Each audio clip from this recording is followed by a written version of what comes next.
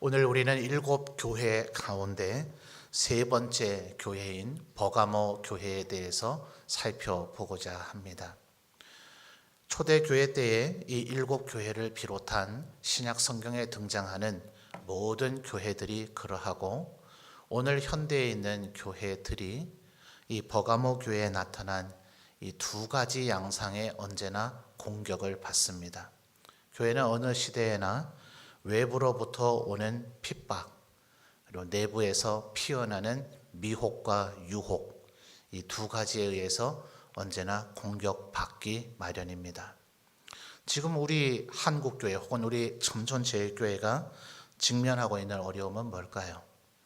어떤 이들은 지금 이 코로나 사태가 무슨 각국의 정부로부터 교회가 어마어마한 핍박을 받는 줄로 자꾸 여기고 표현하는 분들이 있는데 정말 핍박받은 우리의 신앙의 선조들이 들으면 자다가도 웃을 일입니다. 이런 건 핍박이 아니에요. 그냥 방역을 준수하자 하는 것이지. 무수히 많이 죽임을 당했습니다. 수많은 세대들이. 예배당을 문 닫고 가정에서 예배 드려야 되는 정도가 아니라 예배 드림으로 인해서 죽어야만 했습니다. 목숨을 살기 위해서 무덤에 숨어서 예배 드려야 됐고 산골짜기로 숨어 들어가야만 했습니다. 그쯤을 돼야 핍박이라고 얘기하는 거예요. 오늘 우리가 직면하고 있는 더 심각한 위험은 우리들 스스로도 깨닫지 못하는 우리의 내면에서부터 피어나오는 미혹이고 유혹입니다. 이미 세상과 다를 바 없이 맛을 잃어버린 소금이 되었는데도 불구하고 자기가 소금인 줄 알고 세상에서 우리를 소금으로 여겨주지 않는다고 큰 소리를 치고 있으니 얼마나 우스꽝스러운 일입니까? 세상은 비록 자기가 소금이 되고자 하지 않는다 할지라도 누가 소금이고 무엇이 소금인지는 압니다. 그런데 우리 예수 믿는 사람을 향해서 너희들 우리와 별로 다를 바가 없는 것 같은데, 너희들 소금 아닌 것 같은데, 너희에게서 짠맛이나 썩지 아니할 부패의 방지의 그 냄새를 우리가 전혀 못 느끼는데 라고 이미 말한 지가 오래됐는데 세상을 향해서 왜 우리를 소금으로 여기지 않느냐라고 큰 소리 치고 있으니 이 얼마나 개탄스럽고 우스꽝스러운 일입니까?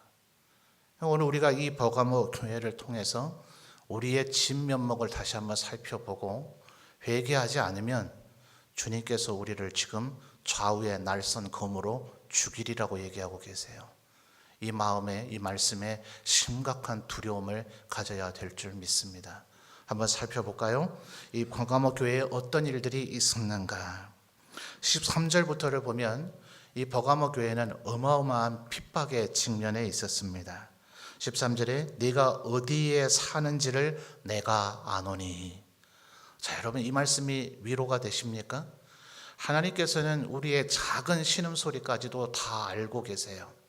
지금까지 이 버가모 교회가 당한 이 핍박이 얼마나 이들에게 힘들었을까요? 근데 여러분 그럴 수 있잖아요. 자녀가 힘든 일 겪어서 막 울고 힘들고 괴로워하고 있는데 어머니가 나타났어요. 내가 뭐라고 말하기 전에 어머니가 힘들었지. 네가 무슨 일을 겪었는지 내가 다 안다. 그러면 뭐 구구절절 어머니에게 설명할 필요 없잖아요. 그러면서 나를 안아주실 때 대성통곡하며 울게 되지 않습니까? 지금 13절에 뭐라 그래요? 네가 어디에 사는지를 내가 안다. 주님은 지금도 하늘 보좌에서 우리를 향하여서 네가 무슨 일을 겪고 있는지, 너의 괴로움과 너의 아픔이 무엇인지 내가 안다 라고 얘기해 주시는 줄 믿습니다. 이 주님의 음성을 들으심으로 위로를 얻고 힘을 얻으실 수 있는 우리 성도들이 되시기를 바랍니다. 자, 그런데 13절을 다시 보시니 주님이 알고 계신 이 버가모 교회가 어떤 곳이라고 얘기합니까? 거기에는 뭐가 있어요? 사탄의 권좌가 있다. 여러분 이 7교회나 그때나 지금이나 사탄의 세력이 없는 곳이 어디가 있겠습니까?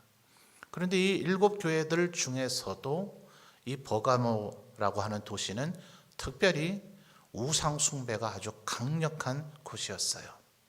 세계사의 기록에 따르면 여기에는 바로 그리스 그 신화에 나타나는 제일 주신이라 그러죠. 신들의 아버지 신이라고 그리스에서 불려지는 이 제우스입니다. 그리고 아테네. 한 명도 아닌 이 두 명의 신전이 이곳에 있고 이 두 신을 숭배하는 사상이 아주 엄청나게 발달되어 있습니다. 거기에 황제 숭배까지 겸하고 있어요.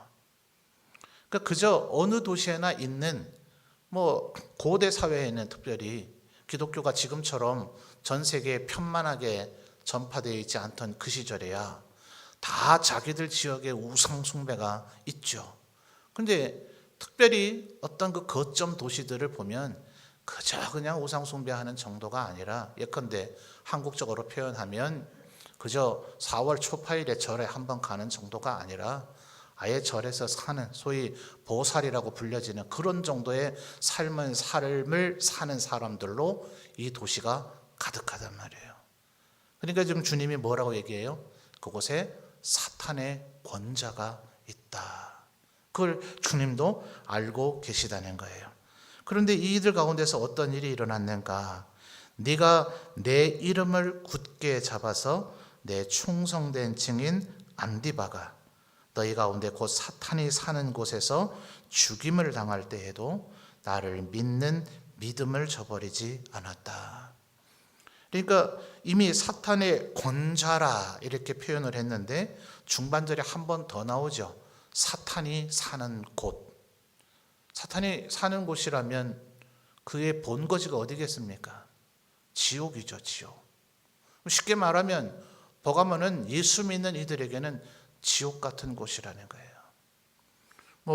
요즘 우리 젊은 세대들이 우리 한국이 굉장히 살기 어렵다 이래서 게임에서 원래는 출발한 용어라 하죠. 제가 그렇게 알고 있는데 우리 한국을 헬조선이다 이렇게 부른 일이 있어서 기성세대가 되게 놀라고 또 언짢하고 어떻게 우리 젊은 세대가 자기 조국 자기가 살고 있는 사회 현실을 이렇게 여기는가 개탄스럽게 여긴 일이 있었습니다만 그네들의 감정이 그런 걸 어떻게 해요?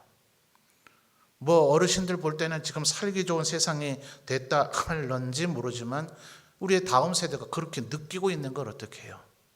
그러면 거기에서부터 출발해서 왜 우리의 20대, 10대 혹은 30대 일부는 이 나라를 지옥과 같다고 여길까? 그걸 진단하고 분석하고 지옥이 안 되도록 만들어 줘야 될 거 아닙니까? 우리는 괜찮다, 이게 너무 익숙하다, 행복하다, 여기 좋은 세상인데 왜 여기를 지옥이라 여기냐 이러고 있으면 말이 안 되죠. 대화가 안 되잖아요. 그네들이 왜 지옥이라 여기는지 우리의 다음 세대가 다 바보 멍충이 정신 이상자들 아닐 거 아니에요. 그네들하고 대화를 하다 보면 여러분이 알고 있는 것보다 훨씬 더 많은 걸 알고 있어서 놀라지 않습니까? 여러분 학력 수준이 얼마나 발전했는지 제가 고등학교 때 분명히 배운 것으로 기억한 걸 지금 중학교, 초등학교에서 가르치는 것도 있더라고요. 그러니까 점점 지금 세대가 가면 갈수록 어떤 학문의 수준이 우리보다 더 강화되어져 있어요.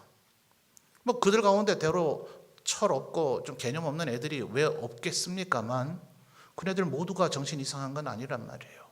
그런데 그네들이 젊은 애들이 이 종국을 헬조선이라 여기고 있다면 왜 그들이 그렇게 여기는지 거기에 원인을 찾아서 그것을 바꾸고 해결해 주려고 하는 기성세대의 책임이 있어야 될 거 아니냐 하는 거예요. 지금 그런 곳입니다. 버가모는 사탄의 권자가 있는 곳이고 사탄이 있는 곳이라고 여겨지는 곳이에요. 여기서 누가 감히 여러분 그래도 50대 50 지옥 같은 여겨지는 어떤 그 우상 숭배자들이 50 그래도 좀 바르게 살고 하나님 믿어보려고 마음에 그래도 소원이나 바람이라도 있는 사람들이 50대 50이면 그래도 우리가 좀 숨쉬고 살만하잖아요. 어디까지 우리 한계가 될까요?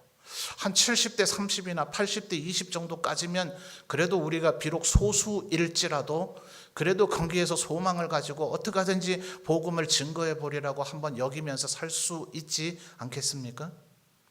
그런데 사탄의 권자, 사탄이 사는 곳이라고 평가가 되어질 정도라면 글쎄요, 저는 모든 걸 너무 수치로 표현하려고 하는 단점이 있는 것 같습니다만 90대 10 내지는 95대 5쯤 되지 않을까요? 모두 다가 사탄의 소굴이 되어져 버린 듯한, 그러니 사탄의 권자가 있는 곳이고 사탄이 사는 곳이라고 평가하고 있잖아요.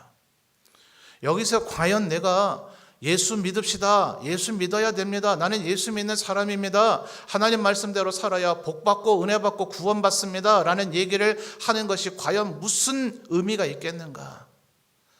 과연 누가 이 얘기를 듣고 화답하겠는가?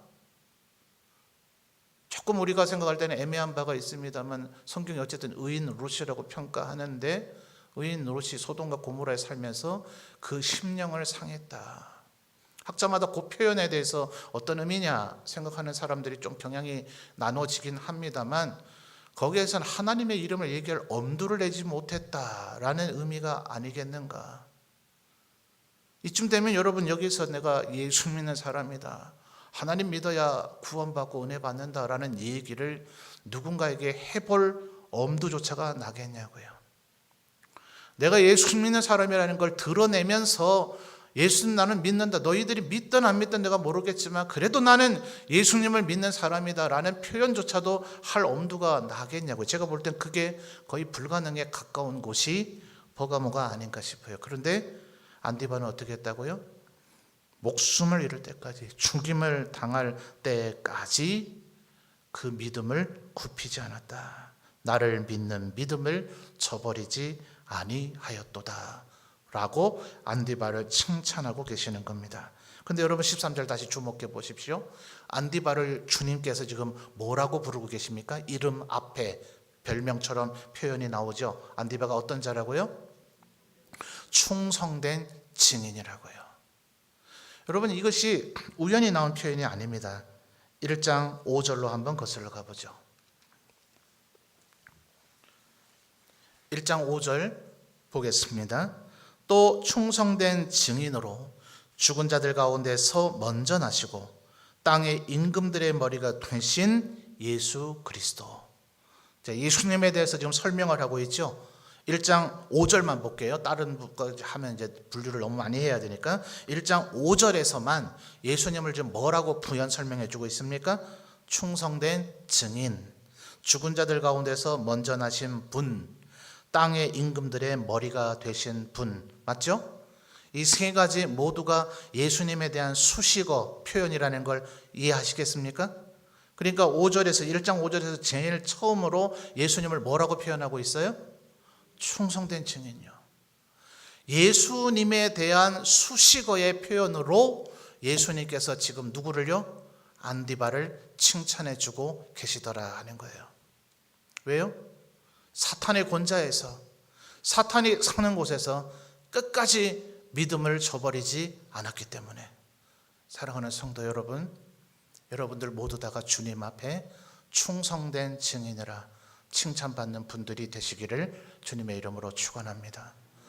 비록 우리가 살고 있는 지금 이 시대가 코로나가 창궐했을지라도, 혹시 우리의 다음 세대가 이 땅을 헬조선이라 여기고 있을지라도, 혹은 우리가 믿는 믿음이 날이 갈수록 조롱을 당하고 예수 믿는 자들이 점점 희귀해져만 가는, 왜 예수를 믿는지 이해 못한다고 하는 그런 평가를 우리가 받는다 하더라도 아직은 사탄이 사는 곳은 아니잖아요. 사탄의 권자가 있는 곳은 아니잖아요. 다시 한번 말씀드리지만 성경을 보다 더 꼼꼼히 보고 2000년의 교회 역사를 보면 우리는 아직 지금 피부에 스크래치 정도도 나지 않은 거예요. 지금 2020년에 우리가 겪고 있는 일은 우리의 선대, 믿음의 선진들, 순교자들에게 그들의 얘기를 보고 들으면 지금 우리는 앓는 소리조차 낼 이유가 없어요. 이제 겨우 무릎팍이 조금 끓여서 그저 핏방울이 나지 않고 피부가 좀 거칠게 끓여서 그냥 피가 맺혀 있을 정도입니다. 교회 역사 속에 나타난 소위 충성된 증인 안디바라고 불려질 만한 순교했던 자들의 순교의 역사를 보면 지금 우리가 겪는 고통은 앓는 소리 낼 자격이 아직은 없습니다. 사랑하는 성도 여러분, 제가 너무 가혹하게 말씀드려서 죄송합니다. 여러분의 고통과 어려움을 제가 모르는 바가 아닙니다. 그러나 저는 여러분이 예수님에게 드리워졌던 평가인 충성된 증인, 우리 점천제일교회 성도들도 그런 평가, 그런 칭찬, 그런 칭호를 받게 되기를 원하기 때문에 지금 요동치지 마십시오. 아직 게임이 시작되지도 않았습니다. 아직 앓는 소리 내지 마십시오. 주님께서 주시는 그 은혜를 힘입어서 참고 견디고 인내하십시오. 참음이, 인내가, 견딤이 그리스도인의 핵심 덕목이고 우리의 훈장이고 우리의 명예가 되어야 합니다. 견디십시오. 견디십시오. 끝까지 견뎌서 여러분도 충성된 증인이라 칭찬받을 수 있는 여러분들이 되시기를 주님의 이름으로 축원합니다. 그런데 너무나 안타까운 것은 14절에 대반전이 일어나죠. 그러나 네게 두어 가지 책망할 것이 있나니, 여러분 이게 더 어려운 것입니다. 바벨론의 포로로 잡혀갔을 때 유대의 왕족들과 귀족들 가운데 유대인도 있고 에돔인도 있고 모압 암몬인도 있고 온갖 잡인들 다 있는 게 아니었어요. 웬일인지 어떤 이유인지는 모르지만 이 방에는 유대인들만 모아놓고 저 방에는 모압인들만 모아놨는지는 모르지만 어쨌든 성경은 표현하고 있기를 유대인들의 왕족과 귀족 중에 몇 사람을 선발했는데 모두 다가 바벨론 왕이 준 진미와 포도주는 우리가 마실 수 없지 않느냐라고 의견 통일이 됐으면 얼마나 좋았겠어요. 차라리 모압인, 암몬인, 에돔인도 섞여 있어서 그네들은 부어라 마셔라 먹고 마시겠다 한다면 걔들이야 어차피 이방인이니까 그러려니 하면 얼마나 편해요. 그런데 바벨론의 포로로 잡혀갔던 유대인의 왕족과 귀족들인데도 불구하고 다니엘과 세 친구 외에는 그걸 먹고 마시고 즐기는데 아무런 거리낌도 갖지 않더라.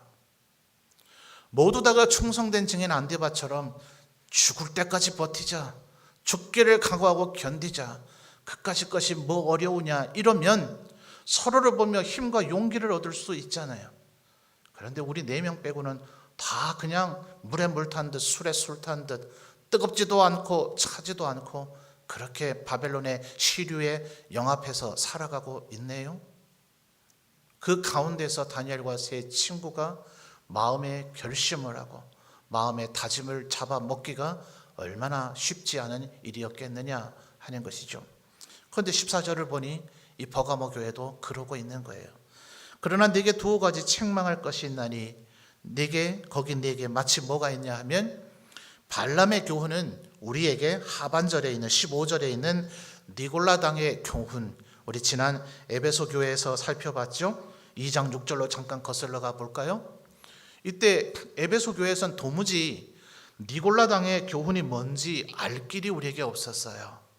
다만 동일인이 혹시 있을 수는 있지만 그 위험은 있지만 우리가 사도행전에서 살펴보니 유대교에 입교한 안디옥 사람 니골라가 7명의 집사 중에 하나였죠.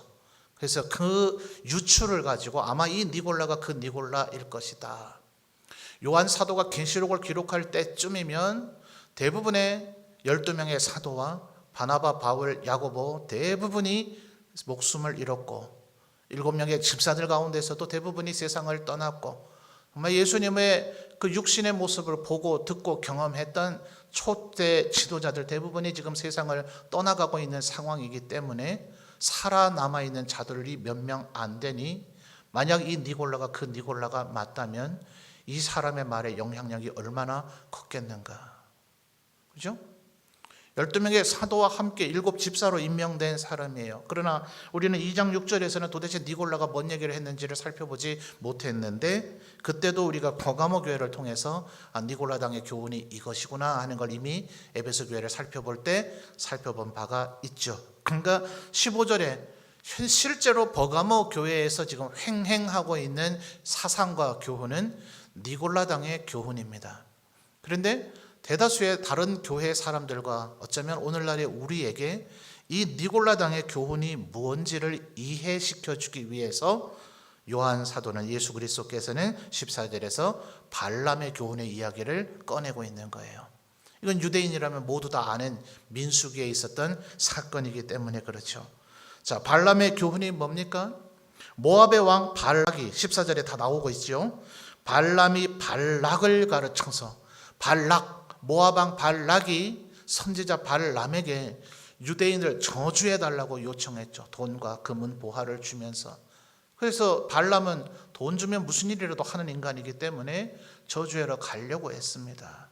그런데 타고 갈 나귀가 가지를 않죠. 이 나귀가 앞으로 나가지를 않으니 채찍으로 때리고 배를 걷어차고 하니 결국엔 나귀가 말을 하죠. 네 눈에는 칼 든 천사가 안 보이나? 네 안 죽이게 하려고 내가 안 가고 있는데 왜 자꾸 나를 좁히고 있냐? 나귀가 그러죠. 그렇게까지 하나님께서 발람의 길을 막았는데 끝내는 발람이 가서 유대인들 이스라엘 백성을 저주하려고 하는데 하나님께서 그 입의 말까지도 통제해버리니까 입에서 나오는 말들은 계속해서 이스라엘 백성들에 대한 축복의 말밖에 하지를 못하죠. 이쯤 되면 깨달아야 되는데 이 발람이 자기 입으로는 이스라엘 백성을 저주할 수도 없고 하나님이 계속해서 막으시니 발람이 발락에게 꾀를 알려줍니다. 이스라엘 백성들을 저주받게 만들 방법을 내가 알려주마. 우상의 제물, 너희들이 신전에 예배한 그 우상의 제물을 그들에게 대접한다고 내밀어라. 그들을 그냥 잔치 자리에 초대한다고 해놓고 너희들의 우상 숭배 자리에 초대하라. 모압의 그 우상의 숭배는 바알과 아세라를 섬기는 것이 그렇고 모압이 그렇고 당시의 중근동의 대부분의 우상의 숭배가 신전 창기라 그래요. 아론의 후손들은 대제사장, 제사장, 하나님 앞에 경건하고 거룩하고, 우리가 지금 평신도 훈련을 해서 출애굽기, 레위기를 살펴보고 있습니다만 하나님이 규정하신 하나님의 말씀을 엄격하게 지키지 않으면 대제사장의 아들이라 할지라도 목숨을 잃는 것이 하나님을 예배하는 규정들이에요. 그런데 당시 대부분의 모든 우상 종교들은 어떤지 우상을 예배한다는 것이 신전 창기인 여자들과 성관계를 갖는 게 예배의 클라이막스입니다. 얼마나 부흥하겠어요.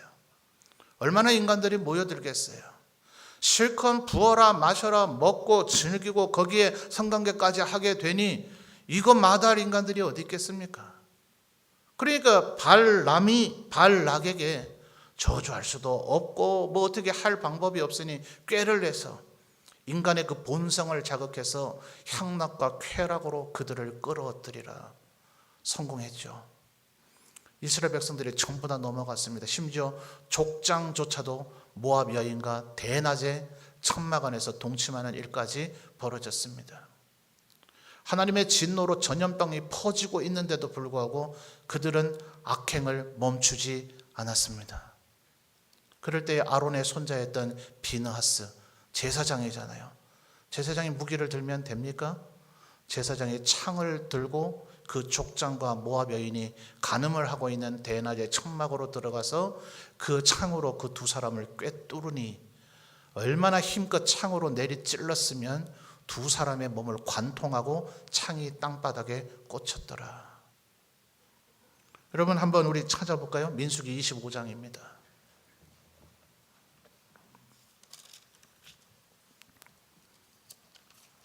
민수기 25장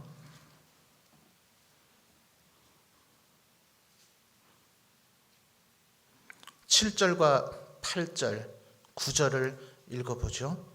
민수기 25장 7절, 8절, 9절입니다. 여러분 마스크를 끼고 계시니까 답답하실 것 같아서 제가 읽어드릴게요. 찾으신 분 아멘요? 예, 제가 읽겠습니다. 제사장 아론의 손자 엘르아살의 아들 비느하스가 보고 회중 가운데서 일어나 손에 창을 들고 그 이스라엘 남자를 따라 그의 막사에 들어가 이스라엘 남자와 그 여인의 배를 꿰뚫어서 두 사람을 죽이니 연병이, 오늘날의 전염병이죠, 코로나 바이러스가 이스라엘 자손에게서 그쳤더라. 그 연병으로 죽은 자가 24,000명이었더라. 14절을 보시면 죽음을 당한 사람의 신원이 밝혀집니다. 죽임을 당한 이스라엘 남자 곧 미디안 여인과 함께 죽임을 당한 자의 이름은 시므리니 실루의 아들이요 시몬인의 조상의 가문 중한 지도자이며, 지도자예요. 지도자가 이렇게 타락하게 될 때에 제사장의 신분을 가지고 있는 비느하스가 그들을 창으로 꿰뚫어 죽였더라는 거예요. 제사장이 이러면 됩니까? 여러분, 하나님께서 이 비느하스를 어떻게 했을까요? 11절, 12절, 13절을 제가 또 읽겠습니다. 제사장 아론의 손자 엘르아살의 아들 비느하스가 내 질투심으로 질투하여, 하나님께서 모세에게 하시는 말씀입니다. 비느하스를 지금 칭찬하고 계세요. 내 질투심으로 질투하여 이스라엘 자손 중에서 내 노를 돌이켜서 내 질투심으로 그들을 소멸하지 않게 하였도다. 그러므로 말하라, 내가 그에게 내 뭘 줘요? 평화의 언약을 주리라. 창을 들고 사람을 꿰뚫어 죽였으나 그 일이 하나님의 정의를 세운 것이었기 때문에 그에게 평화의 언약을 주시더라는 거예요. 13절 이어서 봅니다. 그와 그의 후손들이 영원한 제사장 직분의 언약이라. 아론에게서도 아들이 4명이나 되잖아요. 또 손자는 얼마나 많을까요? 그들 가운데서 이제는 비느하스의 후손으로 대제사장의 가업이 승계가 되더라 하는 거예요. 여러분, 이것이 바로 발람이 발락에게 주었었던 그 교훈으로 인해서 벌어졌던 일입니다. 물론 민수기 31장 8절은 찾지 않겠습니다. 나중에 여러분 각자 찾아보시면 바로 이 잔꾀를 냈던 발람도 이스라엘 특공대에서 죽임을 당합니다. 그러니까 하나님께서 이 죄악에 빠지게 한 사람들을 다 징벌하시고 처벌하기는 하셨는데, 아까 연병에서 얼마요? 24,000명이 이미 죽었고, 그리고 그들 모두를 하나님께서 진멸시키고자 하는 진노가 임했더라 하는 거예요. 이게 지금 뭐라고요? 발람이 발락을 가르쳐서 꼬드겨서 이스라엘 백성들에게 퍼지게 했던 발람의 교훈이라는 겁니다. 자, 요한계시록 돌아오십시오. 요한계시록 2장 14절 보고 계시죠? 이 이해를 가지고 보시면 이제 이해가 쉽죠. 2장 14절, 그러나 내게 두어 가지 책망할 것이 있나니 거기 내게 발람의 교훈을 지키는 자들이 있도다. 뭐 하자는 거예요? 아유, 좀 하면 어때? 부어라 마셔라. 먹는 게 무슨 흠이 있는가? 먹는 게 죄가 있는가? 하나님이 다 즐기라고 만들어 주신 것이 아니던가? 또 사도행전에 보면 사마리아의 시몬 마구스라고 하는 사람이 있었죠.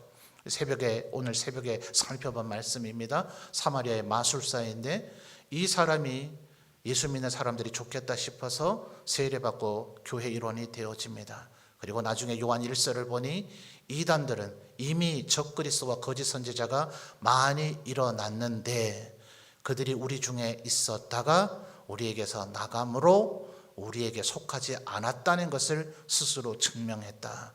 가장 치명적인 이단의 뿌리가 이미 초대교회 때부터 주어졌는데 영지주의라 불려지는 이단입니다. 그노시스라고도 불려져요. 신비주의를 쫓습니다. 자꾸 직통계시를 원해요. 목사님들은 전부 다 인간이 만든 신학교를 나왔기 때문에 나는 하나님에게서 직접 들은 얘기를 너에게 전하겠다. 대단히 솔깃해 보이죠? 대단히 신령해 보이죠? 전부 헛소리들을 하고 있죠. 하나님의 말씀을 연구하지 못한 자가, 베드로 전서를 보니 예언을 했던 선지자들조차도 자기들이 전한 말을 연구했다. 하나님의 말씀을 연구하고 묵상하지 않은 자가 하나님의 말씀을 전하겠다. 근데 희귀하게도 인간들은 언제나 거짓의 것에 더 잘 놀아나요. 거짓된 자들에게 얼마나 추종자가 많은지. 신비주의를 쫓습니다. 우리가 율법을 지킴으로 구원받은 것은 아니지만, 개혁주의 신학자들이 정리한 명제입니다. 율법을 지켜서 구원받은 것은 아니지만 거룩한 하나님의 백성으로 시내산에서 십계명과 율법을 수여하시면서 너희는 더 이상 애굽의 노예가 아니니 존귀한 하나님의 백성이여 거룩한 제사장 나라이니 이제는 너희의 신분에 맞게 거룩하고 성결한 삶을 살라 라고 주어지신 것이 율법입니다. 그러므로 우리가 율법을 지켜서 구원받는 것이 아니라 이제 율법을 지키기 위한 존재가 되어야 되는데, 율법을 지켜서 우리의 선한 행실을 보고 세상 사람들조차도 하늘 아버지께 영광을 돌리는 그런 일이 일어나도록 해야 되는데, 율법을 지키면서 살려고 하니 얼마나 피곤하고 고단해요. 얼마나 때로는 우리의 육신의 소욕과 육신의 욕망과 갈등 때문에 우리 스스로 범죄하고 쓰러질 때가 얼마나 많아요. 회개하는 것도 한두 번이지 하나님 앞에 면목도 없고 회개하고 살려고 하니 처음에는 죽을 죄를 지은 것 같아서 회개했지만 그것이 10번, 100번, 1000번이 되다 보니 정말 이까지 끝까지도 회개해야 되는 것이 맞는가 하는 양심에 화인 맞은 일들이 우리에게서 일어나지 않던가요? 세상 사람들 다 하는데, 이거 다 즐기는데, 이러고 해도 아무도 감옥 가지 않는데 굳이 우리가 이것까지 안 하면서 살 필요가 있을까 하는 생각이 우리를 미혹하고 있지는 않던가요? 그때 영지주의 이단들의 주장이 얼마나 솔깃할까요? 영원히 구원받는 거잖아. 영혼이 구원받는 거잖아. 네 육체는 어차피 예수 믿고 평생을 헌신하며 살았어도 네 육신은 어차피 죽어서 땅에 묻히든지 화장해서 사라져 없어져 버릴 거잖아. 너는 영혼이 구원받는 거잖아. 그러니 네 육체로 아무리 죄를 짓는다 한들 사랑의 하나님께서 뭘 그것을 정죄하시고 심판하시겠어. 육체로는 죄 지어도 돼. 너의 마음과 영혼만 죄 짓지 않으면 돼. 지금 아멘 하시면 큰일 납니다.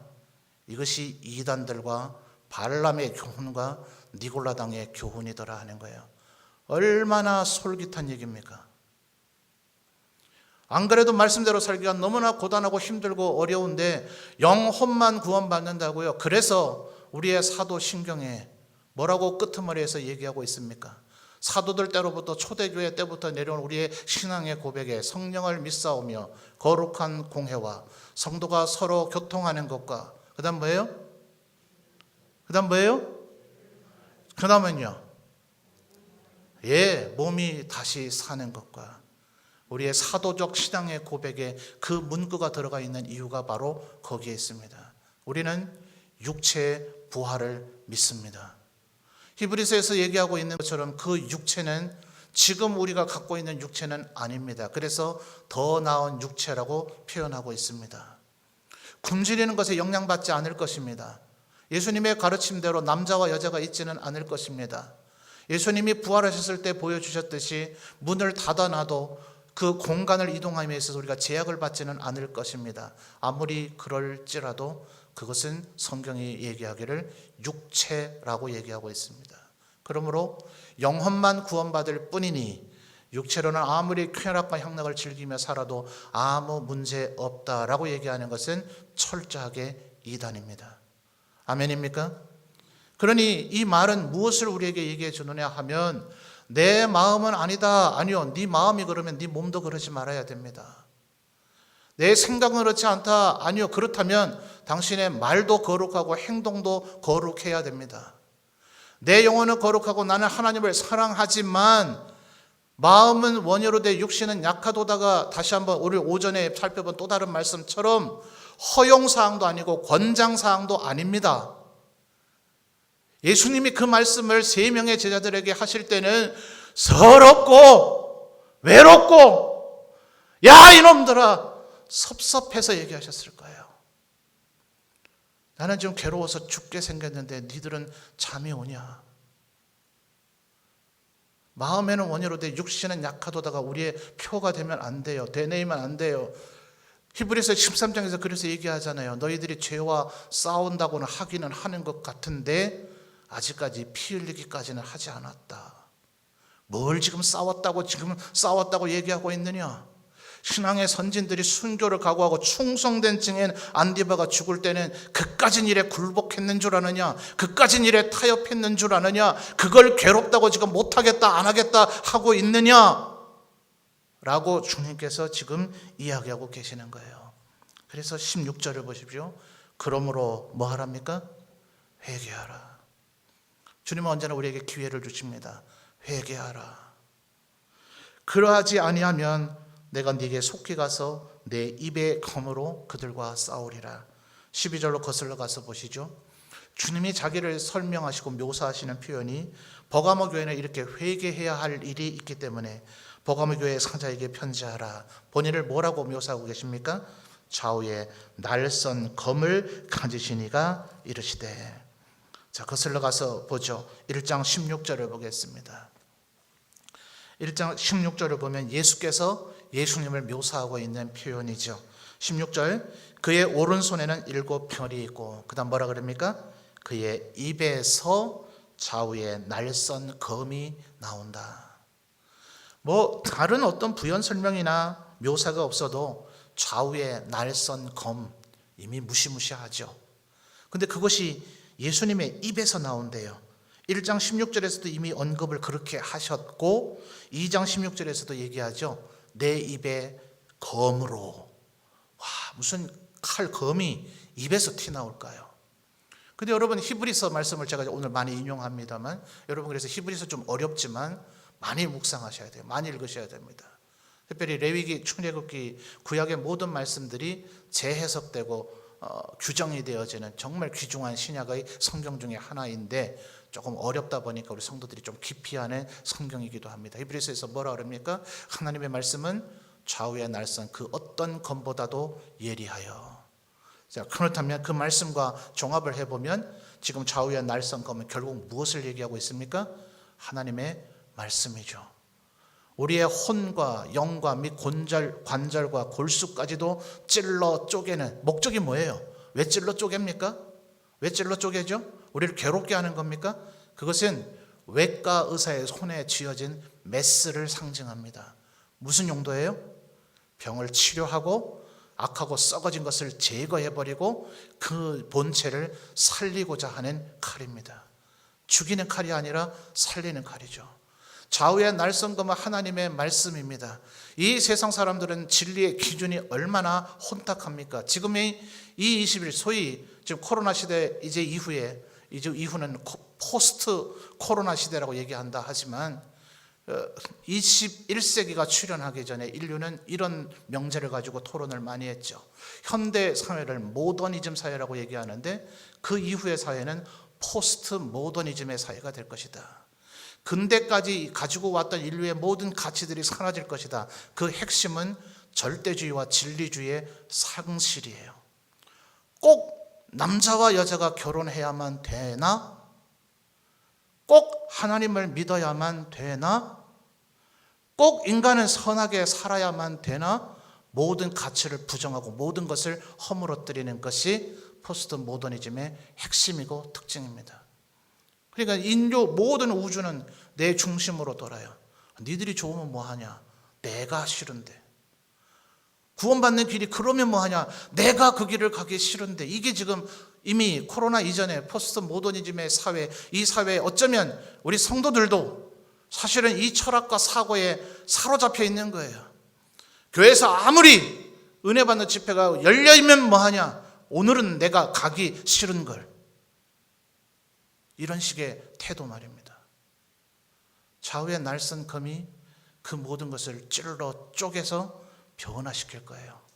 이것은 우리에게 주시는 마지막 기회이고 회개의 기회입니다. 회개하라. 그렇지 아니하면 내가 네게 속히 가서 내 입에 검으로 그다음 뭐라고 여지를 두십니까? 16절 보고 계세요? 다시 보세요. 그러므로 회개하라. 그리하지 아니하면 내가 네게 속히 가서 내 입에 검으로 그들과 여지를 두시죠. 뭐 한답니까? 싸우면 아직 죽이는 건 아니네요. 주님은 지금 회개하지 않는 우리에게까지도 마지막 내가 좌우의 날선 검으로 내 입에 나오는 검으로 너를 죽이리라고 얘기하시는 것이 아니라 너를 멸하리라라고 얘기하시는 것이 아니라 너와 싸우리라. 변화하라. 회개하고 돌아오라. 좌우의 날선 검 진리의 말씀을 가지고 너희들이 다 허물어뜨린 진리가 무엇인지를 다시 주목하라. 하나님이 금하신 것은 아니다 라는 것을 명심하라. 주님은 지금 우리에게 이 얘기를 하고 계시는 거예요. 세상 누가 그것을 원한다 할지라도 요즘은 그러잖아요. 연예인이 하면 다 선한 거죠. 연예인이 하면 다 옳은 거죠. 그들이 말대로 그들이 스타 아닙니까? 아이돌 아닙니까? 우상의 우상, 아이돌, 우상. 하나님의 자리를 연예인들이 다 차지해져 버렸잖아요. 유재석 씨가 너무나 인기가 있다 보니 윤우님이라고 부르잖아요. 아이들이 너무나 신의 자리를 차지해버리니 애느님이라고 부르잖아요. 이 시대에 지금 하나님의 자리를 차지해버린 것들이 얼마나 많습니까? 내가 좌우의 날선 검으로 너희와 싸우리니 회개하라. 마지막 기회이다. 회개하라. 나에게로 돌아오라 얘기하시는 이 주님의 음성을 들어야 할 줄 믿습니다. 여러분 다시 한 말씀드립니다. 2000년의 교회는 언제나 외부의 핍박과 내부의 분패에 직면했습니다. 지금 우리는 뭐와 싸우고 있습니까? 외부의 핍박은 없습니다. 아직까지도 각국의 정부가 우리를 핍박하고 있다고 여기는 분들은 나중에 순교자들과 토론해 보셔야 될 거예요. 지금 교회가 직면한 가장 강력한 적은 우리의 내부의 부패입니다. 괜찮아. 그까짓 거 아무것도 아니야. 누구나 다 그렇게 하고 있어. 뭐하러 그렇게 어렵게 살려고 해? 왜 그렇게 광신자처럼 믿으려고 해? 이 모든 속삭임에 우리 모두는 어지간한 것을 다 이미 내어버리지 않았던가요? 주님 앞에 거룩하고 성결한 삶을 살아야 되지 않습니까? 정말 원수까지도 사랑하고 있습니까? 대적과 싸우기는 싸우되 우리가 괴물이 되지 말아야 되는데 전투적으로 증오에 휩싸여서 증오의 영으로서 싸우고 있지는 않습니까? 교만하지 말아야 되는데 교만이 가득 차서 하나님 앞에 돌려야 될 영광을 헤롯보다 더 내가 차지하고 있지는 않습니까? 사랑은 무례히 행하지 않는 것이라고 얘기하는데 너무나 무례한 것이 마치 자랑이나 되는 것인 양 거들먹거리고 있지는 않습니까? 참기는 개뿔, 조금 더 참지 않으면서 성경 구석구석에는 참고 견디라 인내하라고 얘기하고 있는데 조금만 마음 상하면 교회 안 나와, 교회 사역 안 해, 예수 안 믿어, 이 타령하고 있지는 않습니까? 외부의 핍박이 심각한 것이 아니라 우리의 내부에 썩어지고 무뎌져 버린 우리의 영적 감각이 지금 우리를 죽이고 있는 것입니다. 회개하라. 좌우의 날성검을 가지고 내가 너희와 싸우리라. 주님의 이 음성을 듣고 다시금 경각심을 가지는 저와 여러분이 되시기를 주님의 이름으로 축원합니다. 여러분, 소위 미국의 대각성 시대라고 불려지는 조나단 에드워즈의 시대에 그 미국인들이 대대적인 각성운동을 일으키게 된 것은 천국의 축복을 얘기한 말씀이 아닙니다. 임박한 하나님의 진노, 이것이 설교의 제목이었어요. 그들이 하나님 앞으로 돌아오게 한 얘기는 천국 갈 것이다, 축복받을 것이다, 하나님이 너희와 함께 할 것이다, 너희의 눈물을 닦아줄 것이다, 위로해 줄 것이다, 그 따위 메시지가 아니었어요. 예레미야 선지자에게 보여줬던 북방에서부터 남방으로 기울어지는 펄펄 끓고 있는 쇳물 용광로가 담겨져 있는 환상을 예레미야 네가 보느냐? 하나님의 백성들아 들으라. 주께서 말씀하셨던 것처럼 임박한 하나님의 진노에 펄펄 끓는 쇠 용광로의 물이 우리의 머리 위에 기울어져 있음이 보이지 아니하느냐? 언제까지 죄악 가운데서 괜찮다고 여기며 살 것이냐라고 심판과 경고의 메시지를 전할 때에 저는 그 설교의 본문을 읽으면서 얼마나 은혜가 되고 동시에 얼마나 두렵고 떨리는지 모릅니다. 임박한 하나님의 진노, 좌우의 날성검으로 내가 너희와 싸우리라. 이런 말씀이 우리를 살리는 줄 믿습니다. 여러분, 거짓된 축복에게 속지 마십시오. 지금 이 21세기에 전 세계에 거짓된 축복의 얘기를 하고 있는 거짓 선지자들과 거짓 그리스도들이 적그리스도들이 얼마나 많습니까? 무조건 축복만 얘기하잖아요. 그래서 이 세상 살면서 교회 다니면서 축복 못 받으면 이상한 줄 알잖아요.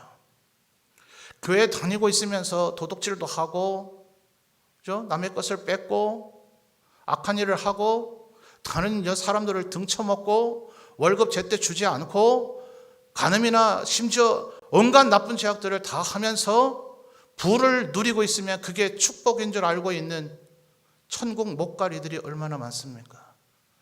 우리들도 눈을 기웃기웃하면서 부자가 돼야 복받는 것이 아닐까? 저는 복받고 있는데, 아니 그 저주받을 인생이 복받고 있는데, 저는 복받고도 있는데 왜 나는 복받지 못하고 있는가 하면서 멸망의 길을 혹시 두려워하고 있지는 않습니까?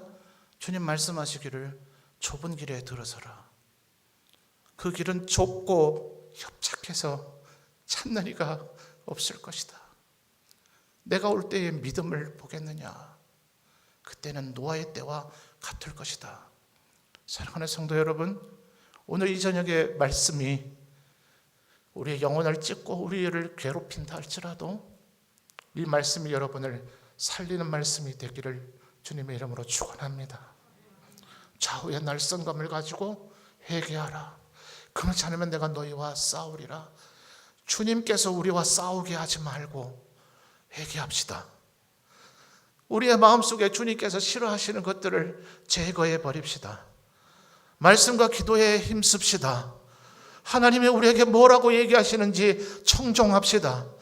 온 세상이 다 그것을 따를지라도, 유다의 왕족과 귀족들이 그것을 따를지라도 우리는 다니엘처럼 마음에 결심합시다. 그리고 오직 주님의 말씀만 따릅시다. 그럴 때 주님께서 말씀하십니다. 17절 마지막으로 보시죠. 귀 있는 자는 성령이 교회들에게 하시는 말씀을 들을지어다. 이기는 그에게는, 힘들고 어렵겠지만 이기는 그에게는 내가 뭘 주신다고요? 감추었던 만나를 주실 것이다. 시간이 많이 가서 찾지 않고 제가 그냥 설명하겠습니다. 요한복음 6장을 보면 예수께서 오병이어의 기적을 일으키시고 나서 사람들이 너무나 좋아할 때에 너희들 왜 이런 거 가지고 좋아하느냐? 너희들의 조상들은 모세가 준 만나를 먹었지만 내가 너희에게 주는 것이 곧 진정한 만나이다. 내가 만나이다. 내가 곧 참떡이고 생명의 떡이고 하나님의 떡이고 하늘에서 내려온 떡이로라. 이거를 먹는다고, 오병이어를 먹는다고 기뻐하고 즐거울 것이 아니라 나를 먹으라. 나를 먹는 자는 영원히 줄이지 아니하리라. 그것이 바로 모세 때에 40년 동안 주셨지만 여호수아 때 요단강을 건너가고 나서 가나안 땅에 먹을 것을 먹고 마실 때 중단된, 그래서 법궤 언약궤 안에만 한 호멜 항아리 안에만 보관되어 있던 그 만나, 그리고 바벨론에 파멸되고 나서 성전이 파괴되고 도무지 그 증거의 법궤가 어디로 갔는지 행방조차 알게 된 이후에는 도무지 찾을 길이 없는 감추었던 만나, 지금 와서 예수 그리스도께서 내가 곧 생명의 떡이다, 내가 바로 참된 만나다 보여주셨지만 부활하신 후 40일 후에 하늘에 승천하셔서 다시 감춰버린 만나, 그 감추어진 만나를 너에게 먹게 하리라. 나를 먹는 자는 영원히 줄이지 아니하리라. 이기는 자에게는 나를 먹게 하여서 영원토록 영생을 너에게 주리라. 아멘입니까? 이거 외에 우리에게 더 필요한 것이 무엇입니까? 우리가 원하는 그 모든 것들은 이거 안에 다 포함된 것 아닙니까? 하나님의 나라와 그의 의를 구하라. 그리하면 이 모든 것은 너희에게 더하시리라. 그게 본줄기가 아니에요. 영원한 생명을 너희에게 주겠고 너희들이 원하는 먹을 것 마실 것 끝까지 것들은 그저 보너스로, 패키지로 더하시리라. 만나가 우리에게 주어지면, 감추었던 만나가 우리에게 주어지면, 영원한 생명이 우리에게 주어지면, 에덴이 회복되고 새하늘과 새 땅이 열리면 그 모든 것이 우리에게 다 주어지게 되는 줄 믿습니다. 반드시 끝까지 충성된 증인 안디바와 같아져서 이 나라의 주인공들이 되시는 성도들이 되시기를 바랍니다. 한 가지만 더 살펴보면 17절에 감추었던 만나 외에 흰 돌을 주신다 하죠. 흰 돌에는 이어지는 말씀을 보니 새 이름이 기록되어 있답니다. 이 흰 돌을 받는 자 외에는 그 이름을 알 사람이 없다. 참으로 알쏭달쏭한 얘기죠. 이게 뭘까? 학자들의 견해가 너무나 알쏭달쏭해서 조금은 나눠집니다. 우림과 둠밈이라고 하는 제사장의 품속에 있는 두 가지의 것을 가지고 하나님의 뜻을 드러내 보이는 제사장들의 관습을 여러분 기억하실 겁니다. 도대체 우림과 둠밈이 어떻게 생겼는가? 그런데 고대의 또 다른 종족들에게서 유사한 관습들이 나타나는데, 바둑에서도 있는 것처럼 검은 돌과 흰 돌을 가지고 누가 죄인이며 누가 깨끗한 자인가, 우리의 상식의 관념과 다르지 않습니다. 검은 돌일까요? 흰 돌일까요? 흰 돌입니다. 흰 돌을 뽑은 자는 무죄이며 흰 돌을 뽑은 자는 의로우며 흰 돌을 뽑은 자는 성결하다 하는 얘기입니다. 또 다른 흰 돌은 이 죄의 판결을 내릴 때 그 판결의 상징으로서 흰 돌을 주는 것입니다. 그런데 구약 성경의 여러 부분을 보니 십계명을 주시는 태블릿 돌판도 그러하고, 그리심산과 에발산에서 하나님의 율법을 낭독하며 했던 것도 그러하고, 성경 곳곳에서 돌에다가 잘 보이도록 흰색을 바르고 거기에 하나님의 말씀을 새기는 관습들이 나타납니다. 그래서 이것은 학자들의 견해가 조금씩 나눠지긴 하지만 종합적으로 여러분에게 말씀드리면 구원받을 여러분의 이름을 성결하고 거룩한 흰 돌에 새겨서 그 받는 자, 그 당사자 외에는 아직은 그 누구도 이름을 알 수가 없는, 그러므로 우리의 생애 다 마칠 때까지 주님 앞에 철저하게 회개하면서 충성된 증인으로 살아가면 이 흰돌이 여러분의 소유가 될 것이며 그 흰돌에 여러분의 이름이 새겨져 있게 되어질 줄 믿습니다. 끝까지 싸워 이기는 우리 모든 성도들이 되시기를 바랍니다. 기도드리겠습니다. 하나님 아버지,